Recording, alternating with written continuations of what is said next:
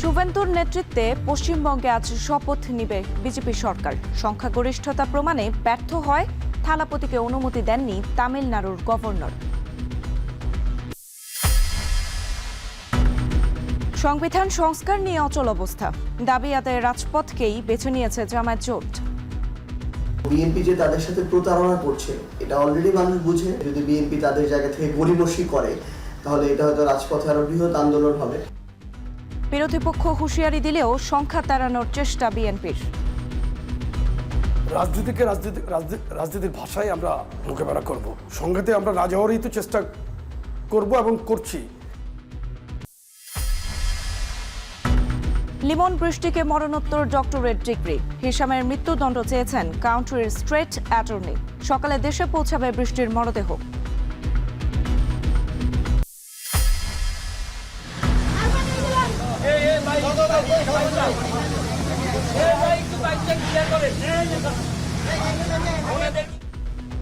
রাজধানীর কদমতলীতে আগুনে পুড়ল ফোম তৈরির কারখানা। কেমিক্যাল থাকায় আগুন নেভাতে সময় লেগেছে প্রায় 3 ঘন্টা। বাসায় যাই শুধু কিছু বের করতে পারিনি, আইডি কার্ডটা নিয়ে চলে আইছি। শুধু তো বিদ্যুতের থেকে ইয়াটা লাগছে, শর্ট সার্কিটটা হয়েছে। ফুট করে কিছু কাপড়ও তারা ম্যাট্রেসের জন্য নিয়ে আসে এবং কিছু টায়ার জাতীয় জিনিস আসছিল, যার কারণে আগুনটা খুব দ্রুত ছড়ায়। পশ্চিমবঙ্গে প্রথম বিজেপি সরকারের মুখ্যমন্ত্রী হচ্ছেন শুভেন্দু অধিকারী। শুক্রবার বিজেপির নবনির্বাচিত প্রার্থীদের সঙ্গে বৈঠক শেষে নতুন মুখ্যমন্ত্রীর নাম ঘোষণা করেন কেন্দ্রীয় স্বরাষ্ট্রমন্ত্রী অমিত শাহ। ইতিমধ্যে রাজ্যপালের কাছ থেকে পেয়েছেন সরকার গঠনের অনুমতিও। শনিবার কলকাতার ব্রিগেড প্যারেড গ্রাউন্ডে শপথ নেবেন নতুন সরকার। বাকিটা জানাচ্ছেন সতীর্থ কর্মকার। আমাদের বিধায়ক দলনেতা আমাদের শুভেন্দুদাকে সংবর্ধনা দিলেন।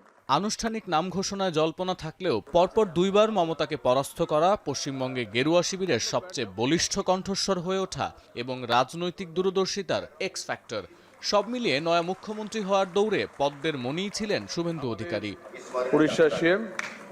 হয়েছেও তাই। পশ্চিমবঙ্গে প্রথমবারের মতো সরকার গঠন করতে যাওয়া বিজেপির মুখ্যমন্ত্রী হচ্ছেন শুভেন্দু অধিকারী। শাসক দলের পরিষদীয় দলনেতা হিসেবে নেতৃত্ব দেবেন 55 বছর বয়সী এই দূরদর্শী নেতা। শুভেন্দুর নাম ঘোষণার পর স্বরাষ্ট্রমন্ত্রী অমিত শাহ বলেন, গঙ্গোত্রী থেকে গঙ্গাসাগর পর্যন্ত সর্বত্র বিজেপির সরকার গঠিত হলো। আর নয়া মুখ্যমন্ত্রীর প্রতিশ্রুতি, বাংলার উন্নয়নে দেয়া সকল প্রতিশ্রুতি বাস্তবায়ন করবে বিজেপি সরকার।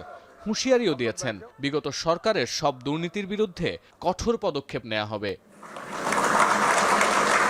বিধায়কদের বৈঠকে ওঠা 8 প্রস্তাবের সবটিতেই ছিল শুভেন্দুর নাম, ছিল না কোনো প্রতিদ্বন্দ্বী। শুক্রবার বিকেলে নিউ টাউনে বিশ্ব বাংলা কনভেনশন সেন্টারে হবু বিধায়কদের বৈঠক হয়। প্রধান পর্যবেক্ষক ছিলেন কেন্দ্রীয় স্বরাষ্ট্রমন্ত্রী অমিত শাহ। সেখানেই সর্বসম্মতিক্রমে পরিষদীয় দলনেতা তথা মুখ্যমন্ত্রী হিসেবে শুভেন্দুর নাম স্থির হয়। নতুন বিধায়কদের সমর্থন নিয়ে শুভেন্দু এবার লোকভবনে যাবেন এবং রাজ্যপাল RN রবির কাছে সরকার গঠনের আর্জি জানাবেন। শনিবার কলকাতার ব্রিগেড প্যারেড গ্রাউন্ডে শপথ নেবে নতুন সরকার। শপথ গ্রহণ উপলক্ষে কলকাতায় আসছেন প্রধানমন্ত্রী নরেন্দ্র মোদী। শপথ গ্রহণ নিয়ে এখন সাজ রপ্তাই রাজ্য বিজেপির অন্দরে। সতীর্থ কর্মকার, এখন বিশ্ব। তামিলনাড়ুর রাজ্য সরকার গঠনে নতুন মোড়। রাজ্যপালের কাছে সংখ্যাগরিষ্ঠতা প্রমাণে ব্যর্থ হয়েছেন থালাপতি বিজয়। তাই আজ থালাপতির শপথ অনিশ্চিত। এনডিটিভির খবর, থালাপতির দল টিভিকে যেন সরকার গঠন করতে না পারে, এজন্য 50 বছরেরও বেশি সময় পর চিরপ্রতিদ্বন্দ্বী AIADMK'র সঙ্গে জোট করতে পারে ডিএমকে। সতীর্থ কর্মকারের আরও একটি প্রতিবেদন।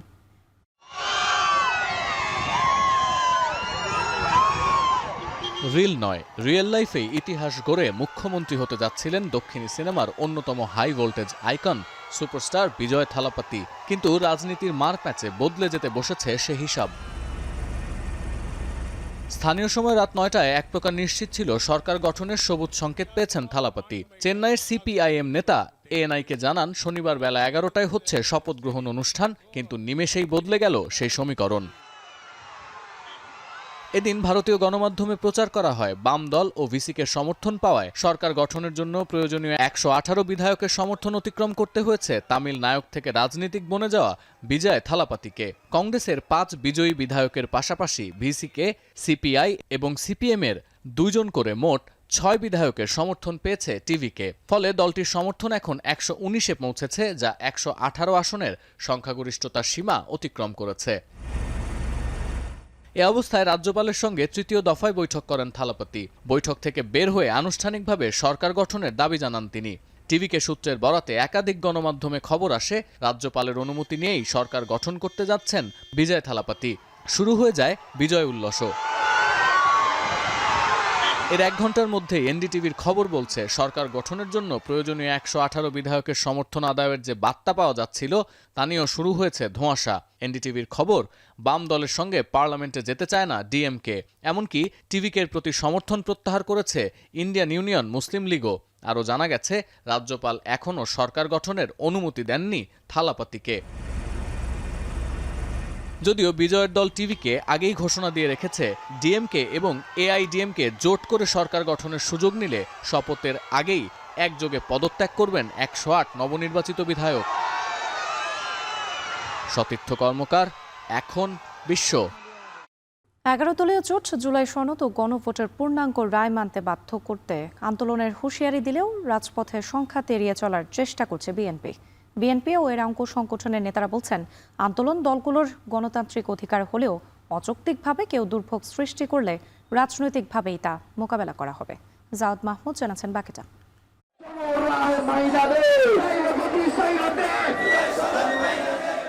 নিরঙ্কুশ সংখ্যাগরিষ্ঠতা নিয়ে বিএনপি ক্ষমতায় আসার মাস 3-এর মধ্যেই জামায়াত নেতৃত্বাধীন 11 দলীয় জোট রাজপথে আন্দোলনে নামার হুঁশিয়ারি দিলেও বিএনপি ও তার জোটসঙ্গীরা আন্দোলনের হুমকিকে দেখছে রাজনীতির অপ্রত্যাশিত ঘটনা হিসেবে। জুলাই সনদ ও গণভোট নিয়ে সংসদের বাইরে জামায়াত নেতৃত্বাধীন জোটের আন্দোলনের হুঁশিয়ারির বিপরীতে বিএনপি নেতৃত্বাধীন জোট কিছুটা কৌশলী ভূমিকায়। বিএনপি ও এর অঙ্গ সংগঠনের নেতারা বলছেন, বিরোধী দল গণতান্ত্রিক পরিবেশ বিনষ্ট করতে চাইলে রাজনৈতিকভাবে মোকাবিলা করা হবে। তবে দেশের স্থিতিশীলতার স্বার্থে রাজনৈতিক সংঘাত এড়িয়ে চলার চেষ্টা করার কথাও জানান যুবদলের শীর্ষ এ নেতা। রাজনীতির ভাষায় আমরা মোকাবেলা করব। এটা ওই সময়ই বলে যাবে যে আমাদের কর্মকাণ্ড কিভাবে আমরা পরিচালনা করব। দায়িত্বের জায়গা থেকে আমরা সংঘাতকে পরিহার করব, সংঘাতে আমরা না যাওয়ারই তো চেষ্টা করব এবং করছি।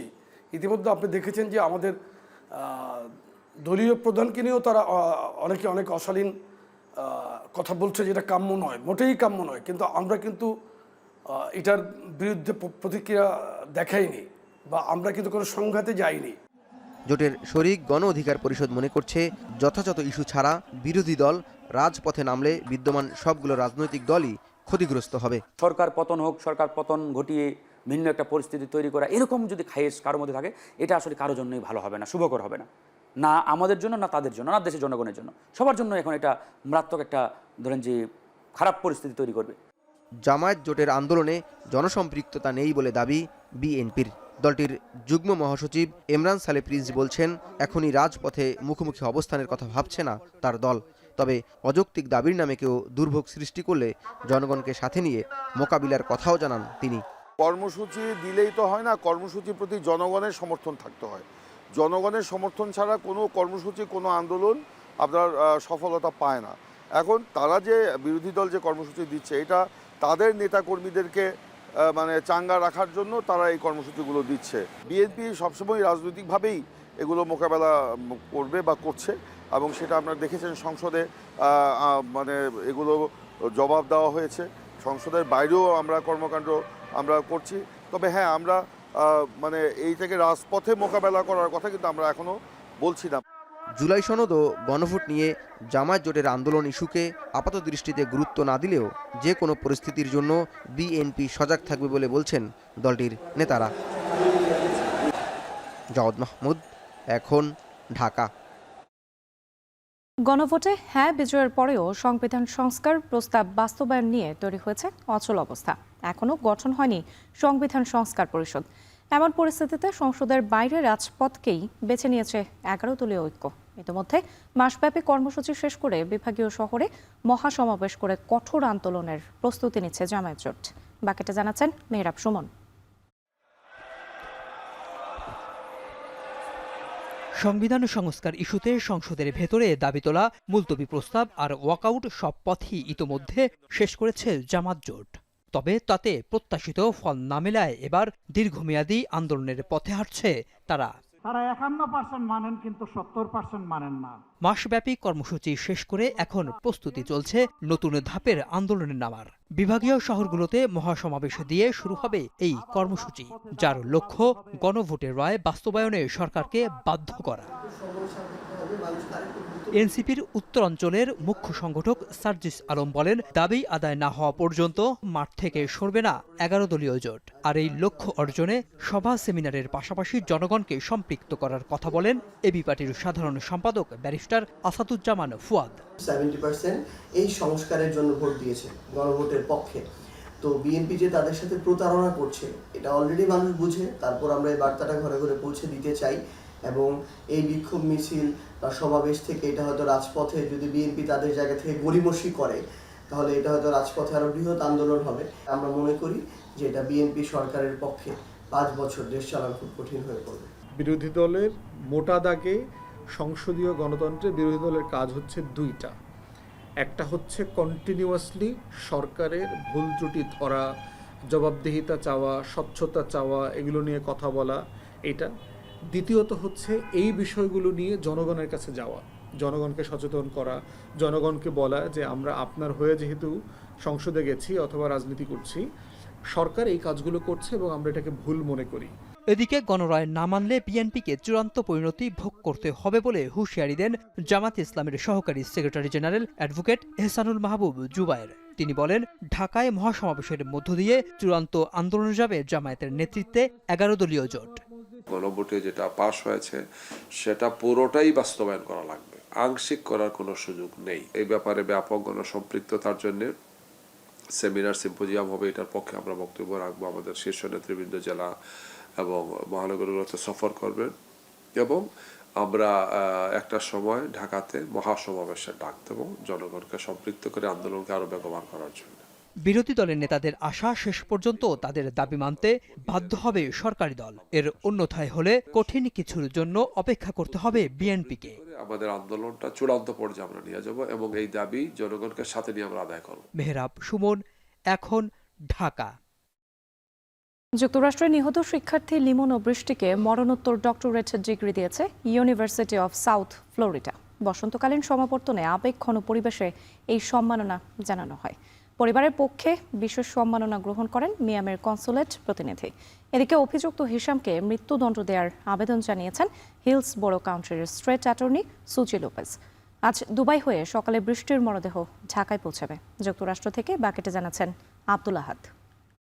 The memory of Nahida Bristi and Jamil Limon.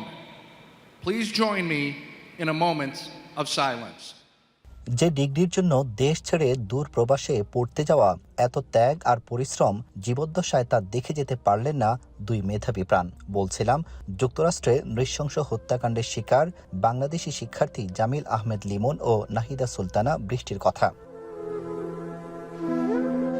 শুক্রবার দুই মেধাবী বাংলাদেশি গবেষক লিমন ও বৃষ্টিকে মরণোত্তর ডক্টরেট ডিগ্রি প্রদান করেছে ইউনিভার্সিটি অফ সাউথ ফ্লোরিডা। বসন্তকালীন সমাবর্তন অনুষ্ঠানে আবেগঘন এক পরিবেশে এই সম্মাননা জানানো হয়। মায়ামির বাংলাদেশ কনসুলেটের প্রতিনিধি উপস্থিত থেকে নিহত দুই শিক্ষার্থীর পরিবারের পক্ষে এই বিশেষ সম্মাননা পদক ও সনদ গ্রহণ করেন। But we want to take a moment to recognize that our community is also grieving the loss of two of our doctoral students. To honor the memory of Nahida Bristi and Jamil Limon. সমাবর্তন অনুষ্ঠানে নিহত শিক্ষার্থী দুজনের স্মরণে দুটি chair শূন্য রাখা হয়েছিল, যা উপস্থিত শিক্ষক ও শিক্ষার্থীদের মাঝে শোকের আবহ তৈরি করে। বিশ্ববিদ্যালয় কর্তৃপক্ষ জানায় তাদের অসামান্য মেধা এবং গবেষণার স্বীকৃতি স্বরূপ এই মরণোত্তর ডিগ্রি প্রদানের সিদ্ধান্ত নেওয়া হয়েছে। এদিকে এই জোড়া খুনের তদন্ত ও বিচার প্রক্রিয়ায় বড় ধরনের অগ্রগতি হয়েছে। হিলসবোরো কাউন্টি স্টেট অ্যাটর্নি সুজি লোপেজ অভিযুক্ত ঘাতক হিশামের বিরুদ্ধে গ্র্যান্ড জুরির কাছে আনুষ্ঠানিক অভিযোগ গঠনের পর আসামিকে মৃত্যুদণ্ড দেওয়ার আবেদন জানিয়েছেন। প্রসিকিউশনের পক্ষ থেকে জানানো হয়েছে এটি একটি অত্যন্ত নৃশংস ও পূর্ব পরিকল্পিত হত্যাকাণ্ড হওয়ায় তারা আদালতের কাছে সর্বোচ্চ শাস্তি দাবি করবেন। গত 16 এপ্রিল নিখোঁজ হওয়ার পর দীর্ঘ অনুসন্ধান শেষে লিমন ও বৃষ্টির মরদেহ উদ্ধার করা হয়। ঘাতক হিশাম এই অপরাধ করার আগে অনলাইনে হত্যার পদ্ধতি নিয়ে অনুসন্ধান চালিয়েছিল বলেও প্রমাণ মিলেছে। বর্তমানে সে কারাগারে বন্দী আছে।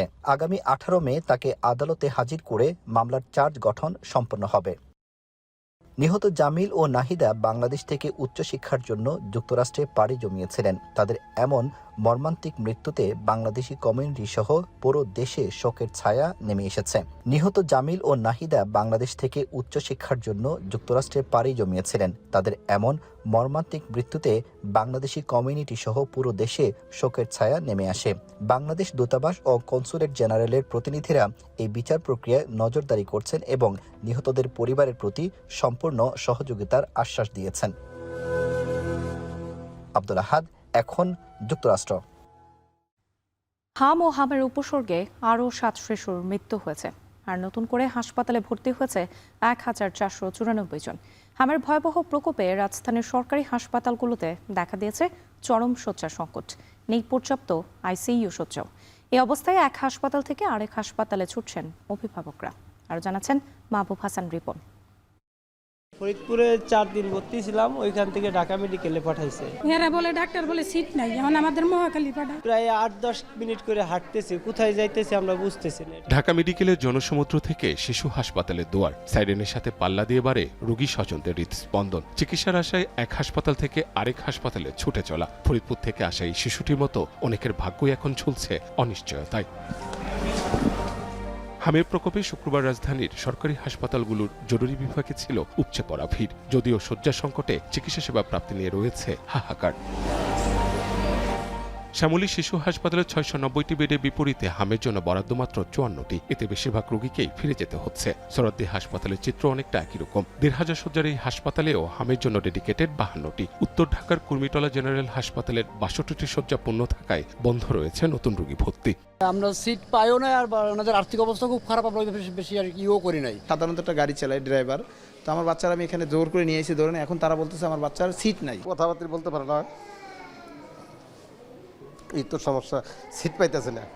সাধারণ শয্যা সংকটের পাশাপাশি প্রকট হয়েছে শিশুদের বিশেষায়িত আইসিইউ বা পিআইসিইউ সংকট। ঢাকা মেডিকেলে 20টি, শিশু হাসপাতালে 14টি, আর ডিএনসিসি হাসপাতালে আছে মাত্র 52টি শয্যা। রাজধানীর সরকারি হাসপাতালগুলোতে এই সংখ্যা 100-র আশেপাশে। অথচ করোনাকালে কেবল ডিএনসিসি হাসপাতালেই আইসিইউ ও আইসোলেশন বেড ছিল 1000-এরও বেশি। ধুলোর আস্তরণ জমে এভাবেই অবহেলা অযত্নে পড়ে আছে ডিএনসিসি হাসপাতালের এই আইসিইউ বেডগুলো। করোনাকালীন সময়ে ডিএনসিসি হাসপাতালের যে সক্ষমতা বৃদ্ধি করা হয়েছিল, হামের প্রকোপে সেটি আশীর্বাদ হওয়ার কথা ছিল। রাজধানী জুড়ে আইসিইউ বেডের যে সংকট, সেই সংকটে কেন ডিএনসিসি হাসপাতালের সক্ষমতা বৃদ্ধি করা হচ্ছে না, সেটি এখন বড় প্রশ্ন। ডিএনসিসি হাসপাতালে শিশুদের আইসিইউ সক্ষমতার ঘাটতি প্রকট। কর্তৃপক্ষ স্বীকার করছে, জরুরি প্রয়োজনে সামাল দেওয়ার চেষ্টা থাকলেও সংকটাপন্ন শিশুদের যথাযথ চিকিৎসা দেওয়া সম্ভব হচ্ছে না। ডেঙ্গু নিয়ে পূর্ব অভিজ্ঞতা থাকলেও হামের এই বড় ধাক্কা সামলানোর সক্ষমতা এখনো গড়ে ওঠেনি হাসপাতালটির। আমাদের হাসপাতালে কখনোই বাচ্চাদের জন্য সেটআপের জন্য কখনোই ছিল না, কারণ আমাদের আগে ডেঙ্গুটাও এত বাচ্চাদের হতো না, আর ডেঙ্গুর সময় আমাদের ছোট বাচ্চাদের আমাদের তখন সেটআপ আমাদের হাসপাতালে কখনোই ছিল না। এত ছোট বাচ্চাদের ট্রিটমেন্ট দেওয়া ছিল, তো নাকি পিআইসিইউ লাগবে, সেখানে সমস্যা। সেটা তো আমাদের কাছে ফুল সেটআপ আমাদের এখানে নাই, এটা সম্ভব না ফুল সেটআপটা হওয়া। এদিকে বিশেষজ্ঞরা বলছেন, হাম এখন মহামারী রূপে। পরিস্থিতি নিয়ন্ত্রণে জনস্বাস্থ্যগত জরুরি অবস্থা ঘোষণা এবং সমন্বিত উদ্যোগ নেওয়ার পরামর্শ তাদের।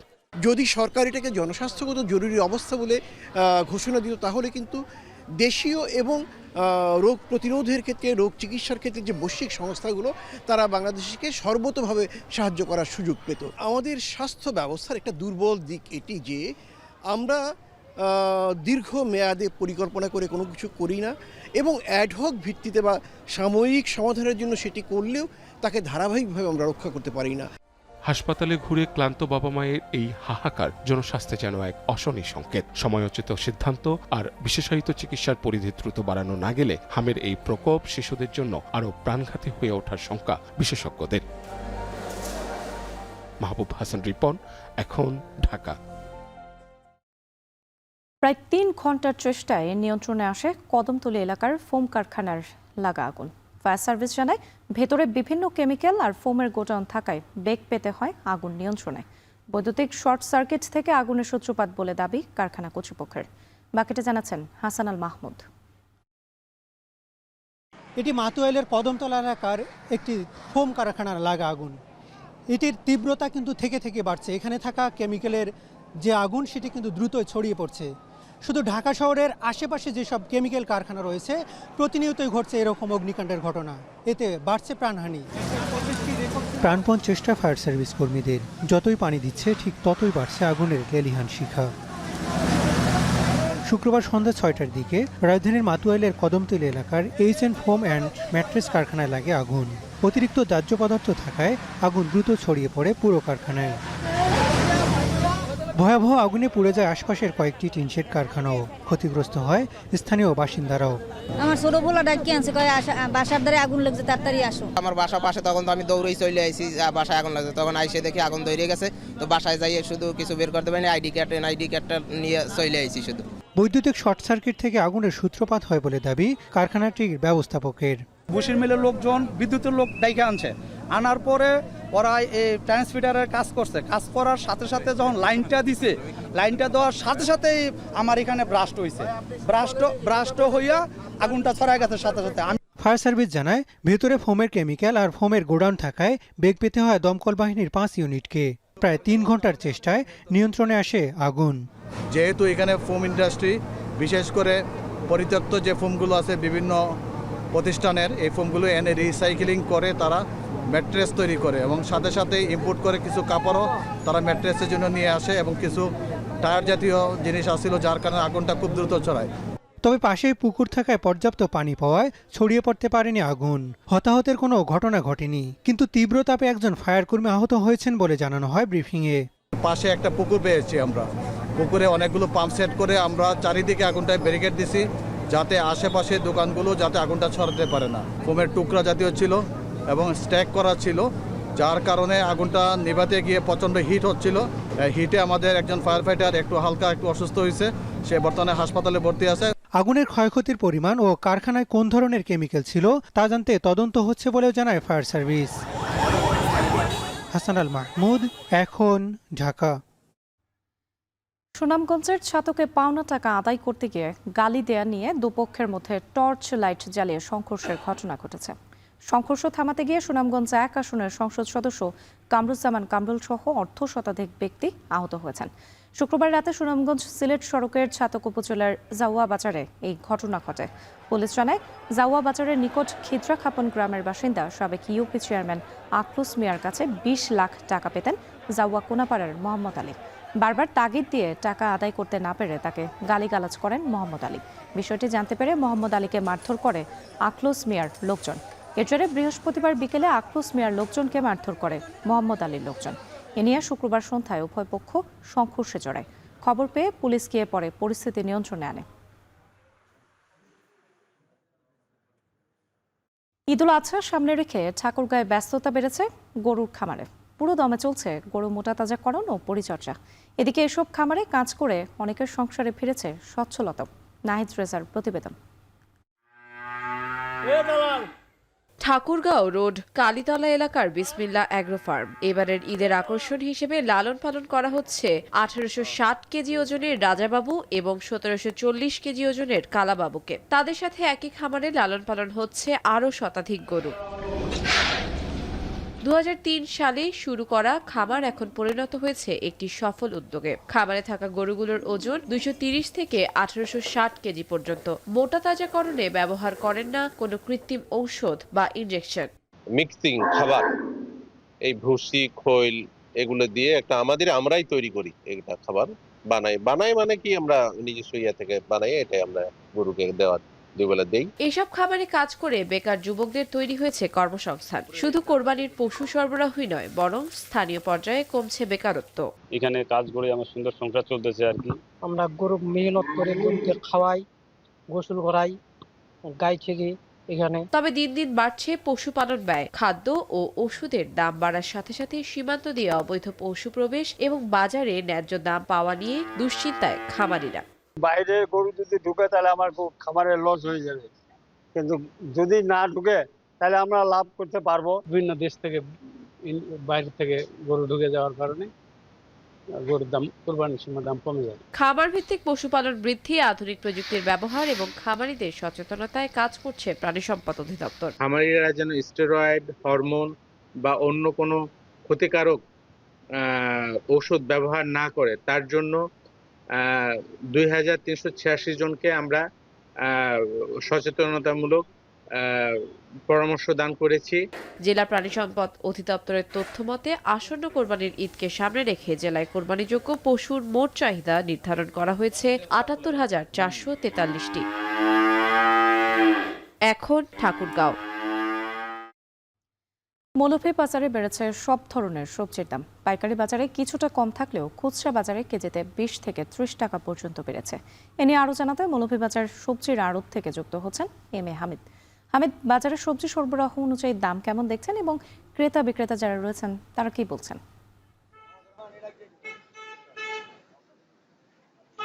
রাত্রি গত কয়েকদিন থেকেই কিন্তু মৌলভীবাজারে সবজির বাজার খুব চড়া রয়েছে। বিশেষ করে আমি কথা বলেছিলাম আড়তদার যারা রয়েছেন তাদের সাথে, তারা বলছেন যে অধিক বৃষ্টির কারণে সবজি উৎপাদন ব্যাহত হচ্ছে এবং এতে করে বিভিন্ন যে জায়গা থেকে যে সবজিগুলো মৌলভীবাজারে আসতো সেগুলো আসা ব্যাহত হয়েছে, যার কারণে মৌলভীবাজারের সবজির দাম বেড়ে গিয়েছিল। যদিও গতকালকে থেকে আবহাওয়া উত্তরণের পর থেকে কিন্তু কিছু সবজি বাজারে আসতে শুরু করেছে, তারপরেও কিন্তু এখন পর্যন্ত সেই প্রভাব বাজারে পড়েনি। যেখানে পাইকারি বাজারে টমেটো 55 টাকা, বেগুন 70 থেকে 80 টাকা, অন্যান্য যে সবজি রয়েছে বিশেষ করে বরবটি 60 থেকে 70 টাকা, কাকুল কিন্তু 80 থেকে 90 টাকা এবং অন্যান্য আরো যে সবজিগুলো রয়েছে শসা, দেশি শসা 80 টাকা এবং অন্যান্য যে শসা রয়েছে 45 থেকে 50 টাকা এবং ঢেঁড়স 45 থেকে 50 টাকা, ফুলকপি 80 থেকে 70 থেকে 80 টাকা। এছাড়া অন্যান্য যে সবজিগুলো রয়েছে সেগুলোর দাম কিন্তু চড়ার দিকে রয়েছে। যদিও এই সবজিগুলা পাইকারি বাজারে কম দামে বিক্রি হচ্ছে কিন্তু সেটা খুচরা বাজারে গিয়ে অধিক দাম বেড়ে গিয়েছে। প্রত্যেকটা সবজিতে 30 থেকে 40 টাকা প্রকার ভেদে দাম বেড়ে গিয়েছে। আমি কথা বলেছিলাম সাধারণ ভোক্তাদের সাথে, তারা বলছেন যে বাজার তদারকি যথেষ্ট পরিমাণে না থাকার কারণে এই সমস্যাগুলো দেখা দিয়েছে। যদি বাজার তদারকি থাকতো তাহলে হয়তো বাজার যেখানে পাইকারি বাজারে সবজির দাম কম সেটা ভোক্তা পর্যায়ে গিয়ে দাম দ্বিগুণ বা অনেক বেশি বেড়ে যাচ্ছে। এইগুলোর থেকে পরিত্রাণের জন্য তারা বলছেন যে প্রশাসন, যে ভোক্তা অধিকার যারা রয়েছে তাদের যদি তদারকি বাজার পর্যায়ে থাকে তাহলে তারা সেক্ষেত্রে হয়তো দামটা সহনীয় পর্যায়ে চলে আসবে। এছাড়াও অনেক আড়তদার বলছেন যে অনেকে আছে যেখানে সবজি অন্যান্য জায়গা থেকে আড়ত থেকে না নিয়ে অন্যান্য জায়গা থেকে নিয়ে বাজারজাত করছে, এতে করে বাজারে তার প্রভাব পড়ছে। জবাবদিহিতা নাই, যেহেতু আড়তদার থেকে নিয়ে গেলে সেখানে জবাবদিহিতা রয়েছে, কিন্তু যখন অন্যান্য বাজার থেকে খুচরা বিক্রেতারা নিয়ে আসেন তখন তার জবাবদিহিতা থাকছে না বা তাদের কাছে অনেক সময় ক্রয় এবং বিক্রয়ের যে রসিদ থাকার কথা সেগুলোও থাকছে না। এতে করে সার্বিকভাবে মৌলভীবাজার জেলার যে সবজি বাজার রয়েছে, যে আড়ত রয়েছে সেগুলোতে প্রভাব পড়েছে এবং সাধারণ ভোক্তা যারা রয়েছেন তারা কিন্তু নাজেহাল হচ্ছেন। তারা বলছেন যে অচিরেই প্রশাসনের নজরদারি খুবই প্রয়োজন। এই ছিল আমার কাছে মৌলভীবাজার থেকে সবজি বাজার নিয়ে সবশেষ রাত্রি। মৌলভীবাজার সবজির আড়ত থেকে যুক্ত ছিলেন এম এ হামিদ। নওগাঁয় সরকারি হাসপাতালগুলোতে নেই বিনামূল্যের জলাতঙ্ক নির্মূলের ভ্যাকসিন।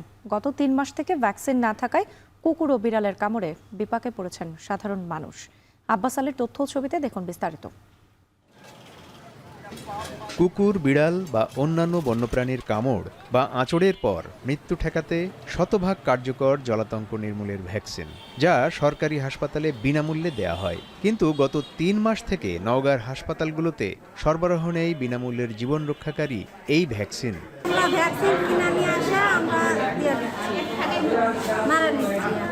জেলার 11টি উপজেলায় প্রায় 30 লাখের বেশি মানুষের বসবাস, যার অধিকাংশ দরিদ্র এবং তাদের চিকিৎসার ভরসাস্থল সরকারি হাসপাতাল।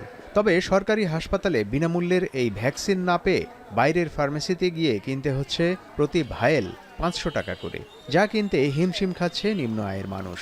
বিনামূল্যের এই ভ্যাকসিন হাসপাতালে না পেয়ে ক্ষোভ জানিয়েছেন সেবা নিতে আসা রোগী ও স্বজনরা। ছেলেকে হলো বিলায় কামড় দিছে, আমি এখানে আসছি টিকা দেওয়ার জন্য, বাট এখানে বলে টিকা নাই। কুকুরে কামড়াইছে ভ্যাকসিন নেওয়ার জন্য ফ্রিতে, কিন্তু আমরা গরিব মানুষ, আমরা এত টাকা কোথায় পাবো, বাইরে থেকে আমাদের কিনতে হচ্ছে। ওষুধ কিনতে হয়, কিনলে কেন আমাকে ভ্যাকসিন দেয়, তাছাড়া দেয় না। নওগাঁর হাসপাতালে যারা জলাতঙ্কের ভ্যাকসিন নিচ্ছেন তাদের অধিকাংশই বিড়ালের আঁচড়ে আহত। একজন আহতকে 4 ডোজ ভ্যাকসিন নিতে হয়, যার খরচ পড়ে 500 থেকে 2000 টাকা পর্যন্ত।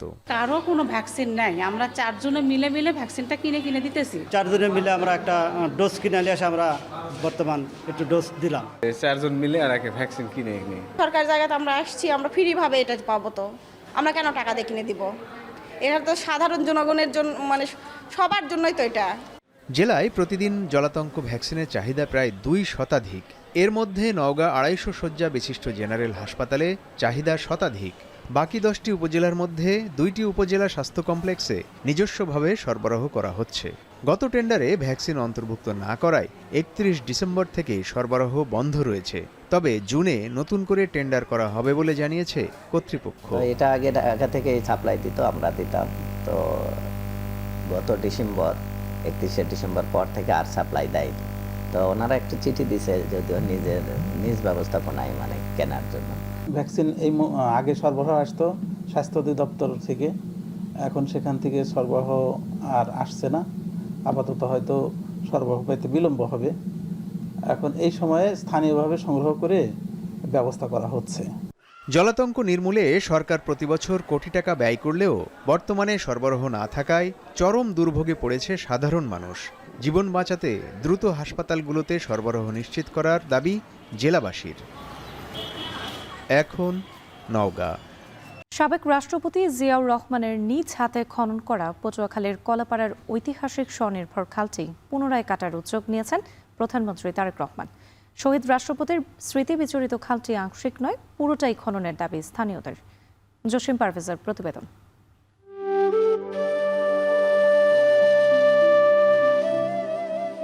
সবুজ বন বনানী, খাল বিল এবং উর্বর কৃষি জমির ধারক উপকূলীয় পটুয়াখালী।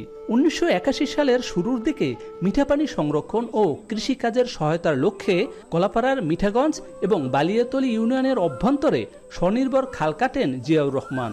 যথাযথ রক্ষণাবেক্ষণের অভাবে নাব্যতা হারানো সেই খালটি 45 বছর পর পুনঃখননের উদ্যোগে উচ্ছ্বাসিত উপকারভোগীরা। তাদের প্রত্যাশা আংশিক নয়, পুরো 5.5 কিলোমিটার খালটি খনন করা হোক। এখানে 1.5 কিলোমিটার আপাতত হচ্ছে, কিন্তু আসলে খালটা হচ্ছে 5.5 কিলো। কিন্তু আমাদের 5.5 কিলো হইলেই আমাদের একটা উপকৃত হয়, আর নাহলে তো বাকি লোকগুলা অনুপযোগী হয়ে পড়ে। পূর্ণ খালটি যদি খনন করা হয় তাহলে এই দেশের মানুষের সবারই উপকার হবে। এই তো লবণ পানিতে নষ্ট হয়ে গেছে, হাইবারে টিউবওয়েলের পানি দিয়ে ধান এরূপ চাষ করছি, আর বীজ সব নষ্ট হয়ে গেছে। 10 ফুট গভীরতা ও 80 ফুট প্রশস্ততা নিয়ে মাত্র 1.5 কিলোমিটার লক্ষ্যমাত্রা ধরে খালটি কাটার কাজ শুরু হয়েছে। প্রথম ধাপে বরাদ্দ দেওয়া হয়েছে 1,39,00,000 টাকা। মিঠা পানি সংরক্ষণের মাধ্যমে কৃষি বিপ্লবের জন্যই সহস্রাধিক একর কৃষি জমির শেষ ব্যবস্থা নিশ্চিত করা সহ এলাকাবাসীর বিভিন্ন কাজের উদ্দেশ্যে এই খালটি কাটা হচ্ছে। খননের পুরো বরাদ্দ নিশ্চিত হলে সম্পূর্ণ খাল খননের প্রত্যাশা কর্তৃপক্ষের। আমার দীর্ঘ বিশ্বাস, এই 5.5 কিলোমিটার খাল যদি পুনর্খনন হয় যথাযথভাবে, সেক্ষেত্রে আমাদের এই খালের উভয় পাশে যে 1 থেকে 1,500 একর জমি রয়েছে, যেটি মাত্র 2টি ফসল হয়, সেক্ষেত্রে এটি 3টি থেকে 4টি ফসল করা সম্ভব। 4.5 কিলোমিটার মানে দৈর্ঘ্য খনন করার কথা ছিল, তবে বর্তমান যে বরাদ্দ দিয়েছে প্রাথমিক স্টেজে, আমরা সেই বরাদ্দ অনুপাতে আমরা 1.45 মিটার আমরা করতে পারছি, মানে 1.5 কিলোর কাছাকাছি খনন করতে পারবো বলে আশা করি। বর্তমানে আমরা যে বরাদ্দ পাচ্ছি 1,39,00,000 টাকা সরকার এই অর্থ বছর বরাদ্দ করেছে। আমরা 1.5 কিলোমিটার খনন করব, বাকিটা ক্রমান্বয়ে আমরা খনন করব। এই খননটা হলে বালিয়াতলী স্বনির্ভর খাল, যেটা সাবেক রাষ্ট্রপতি জিয়াউর রহমান উনি খনন করেছেন এবং বর্তমান প্রধানমন্ত্রী এটার উপরে গুরুত্ব দিয়েছেন। খাল খনন যে মহাপরিকল্পনা গ্রহণ করা হয়েছে, এর মধ্য দিয়ে কলাপাড়াতে আমরা প্রায় 152টা খাল আমরা আইডেন্টিফাই করেছি। নোনা অধ্যুষিত এই জেলার সকল জলাধার মিঠা পানি সংরক্ষণ নিশ্চিত হলে কৃষি বিপ্লব ঘটিয়ে দেশের গতিশীলতায় এ অঞ্চলের কৃষকরাও ভূমিকা রাখতে পারবে, এমনটি প্রত্যাশা। জসিম পারভেজ, এখন পটুয়াখালী। খুলনা শহরে সঠিক পার্কিং ব্যবস্থা না থাকায় বাড়ছে জনদুর্ভোগ, যানজট আর দুর্ঘটনা। বহুতল ভবন সহ বেশিরভাগ প্রতিষ্ঠানে নেই পার্কিং সুবিধা। নগরীর প্রধান সড়কগুলো এখনও অঘোষিত পার্কিং জোন এবং অটো স্ট্যান্ডে পরিণত হয়েছে। দৃশ্যমান এই সমস্যা সমাধানে নানা পরিকল্পনার কথা জানিয়েছেন ট্রাফিক বিভাগ ও সিটি কর্পোরেশন। রামিম চৌধুরীর প্রতিবেদন। খুলনা শহরের শিববাড়ি মোড়ের একটি পাশ দখল করে দাঁড়িয়ে আছে ইজি বাইক চালকদের একটি দল। লাইন দিয়ে যাত্রী ওঠানামা করানোর কাজটা এখানেই সারছেন তারা। দিব্যি একটি অঘোষিত অটো স্ট্যান্ড হয়ে উঠেছে এই জায়গাটি। এটি কোনো পার্কিং জোন বা অটো স্ট্যান্ড কি না, সে প্রশ্নের উত্তর নেই কারো কাছেই। এটা তো স্ট্যান্ড না, আমরা তো ধরেন রানিং অবস্থা নিয়ে চলে যাচ্ছে, এই জন্য স্ট্যান্ড না তো। বাড়ি ওই সাইডে পুলিশে দিয়ে দিচ্ছে, ব্যারিকেড দিয়ে দিচ্ছে, ওর ভিতর কিছু গাড়ি রাখা যায়। এটা স্ট্যান্ড না, স্ট্যান্ড হলো বাম সাইডে। খুলনা নগরীর বড় প্রতিবন্ধকতা যানজট। বিভিন্ন সড়ক এখন পার্কিং জোনে পরিণত। স্থানীয়দের অভিযোগ, এর জন্য দায়ী বিভিন্ন এলাকার বেসরকারি হাসপাতাল, ডায়াগনস্টিক সেন্টার বা বিভিন্ন ব্যবসা প্রতিষ্ঠান।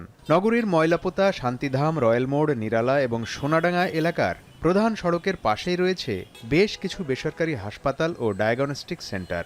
এসব প্রতিষ্ঠানের নিজস্ব পার্কিং ব্যবস্থা না থাকায় রাস্তার ওপরেই দাঁড়িয়ে থাকছে শত শত যানবাহন। এখন তো মনে করেন হচ্ছে যে একটু চলাফেরা করা যাচ্ছে, সন্ধ্যার পরে মোটেও করা যাচ্ছে না। আমি যে একটা রুগী নিয়ে আসছি, সকাল 10টায় আসছি আমি এখানে, আমি আমার গাড়িটা কোথাও রাখবো সেরকম একটা পার্কিং নেই। বড় হাইস্ট বিল্ডিং করতে গেলে আগে পার্কিং এর ব্যবস্থাটা করা উচিত, তা না হলে তো রাস্তায় অতর্কিতভাবে মানুষ গাড়ি রাখবেই, এটাই স্বাভাবিক। এদিকে ট্রাফিক বিভাগের কর্মকর্তারা বলছেন, লাইসেন্স ছাড়া যানবাহনের আধিক্য কমিয়ে আনার পাশাপাশি জনসচেতনতা বাড়াতে হবে। সিটি কর্পোরেশনের এই অনুমোদিত গাড়ি বাদে অতিরিক্ত যে গাড়িগুলো আছে এবং যারা এখনও রিনিউ করে নাই, আমরা তাদেরকে এখানে ডাম্পিং করি এবং মাননীয় পুলিশ কমিশনার স্যারের নির্দেশনা, এখানে যদি গাড়ি বেশি হয়ে যায় পুলিশ লাইনে রাখার জন্য বলেছেন। নগরীকে যানজটমুক্ত রাখতে নানা পরিকল্পনার কথা জানিয়েছেন খুলনা সিটি কর্পোরেশনের প্রশাসক নজরুল ইসলাম মঞ্জু। শহরে পার্কিং একটা বড় সমস্যা। রাস্তার লেনগুলো এত ছোট, দুই চারটা রাস্তা বাদে বাকি সবই ছোট রাস্তা। শহরে বাইরে থেকে যে সমস্ত অবৈধ ইজি বাইক শহরে ঢোকে, সেগুলো আমরা শহরের 8টা মুখে পাহারা দিয়ে পুলিশ এবং সিটি কর্মচারীরা তারা এগুলো বন্ধ করবেন। প্রায় 16 লাখ মানুষের বসবাস এই খুলনা শহরে। যানজটমুক্ত একটি নিরাপদ নগরী চান সকলেই। এখন খুলনা। এবার রাশিয়া ও ইউক্রেনে 3 দিনের যুদ্ধবিরতির ঘোষণা দিলেন মার্কিন প্রেসিডেন্ট ডোনাল্ড ট্রাম্প। শুক্রবার রাতে ট্রুথ সোশ্যালের এক পোস্টে এই কথা জানান তিনি। রাশিয়ার ভিক্টোরি ডে উপলক্ষে 9 থেকে 11 মে পর্যন্ত যুদ্ধবিরতি কার্যকরের কথা জানান ট্রাম্প। তার অনুরোধে সাময়িক যুদ্ধবিরতি প্রস্তাবে রাজি হন রুশ প্রেসিডেন্ট ভ্লাদিমির পুতিন ও ইউক্রেনীয় প্রেসিডেন্ট ভলোদিমির জেলেনস্কি। অবশ্য এর আগেই 3 দিনের যুদ্ধবিরতির ঘোষণা দেন পুতিন। এ সময় দুই দেশ 1000 করে মোট 2000 বন্দি বিনিময়ে রাজি হয়েছে। এর মধ্য দিয়ে কিয়েভ ও মস্কোর দীর্ঘদিনের রক্তক্ষয়ী সংঘাত শেষ হওয়ার সম্ভাবনার সূচনা হয়েছে বলে মত মার্কিন প্রেসিডেন্টের।